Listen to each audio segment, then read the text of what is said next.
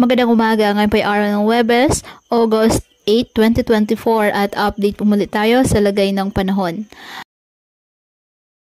Ayon sa Pag-asa, nalusaw na po ang binabantayang low pressure area sa may extreme northern Luzon.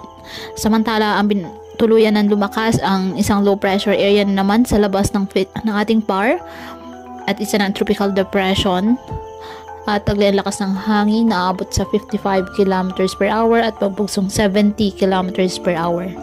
Kumikilos ito eastward ayon po sa ahensya. Sa ngayon, mababa po ang tsansa nito na pumasok ng ating Philippine Area of Responsibility. Ngunit patuloy pa rin ito na ini-enhance o ini-impluensyahan ang habagat o southwest monsoon na nakaka-apekto naman sa may northern at central Luzon.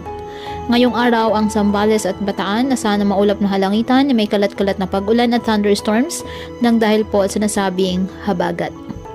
Ang Ilocos Region, Cordillera Administrative Region, Cagayan Valley at nalalabing bahagi ng Central Luzon, bahagyang maulap hanggang sa maulap na halangitan with isolated rain showers or thunderstorms na dulot pa rin ng habagat. Ang Metro Manila at nalalabing bahagi ng ating bansa, bahagyang maulap hanggang sa maulap na halangitan with isolated rain showers or thunderstorms dahil po sa mga localized thunderstorms. Kaya patuloy po natin na pinag-iingat ang ating mga kababayan sa banta po ng mga pagbaha at pagguho ng lupa, lalo na po kapag may malalakas na ulan, at ugaliin na magdala palagi ng payong o kahit anumang panangga sa ulan sa tuwing lalabas po ng ating mga tahanan. At yan po muna ang update sa lagay ng panahon ngayong araw. Muli patuloy po tayo na mag-ingat at palaging tandaan, God loves you. Stay safe and God bless.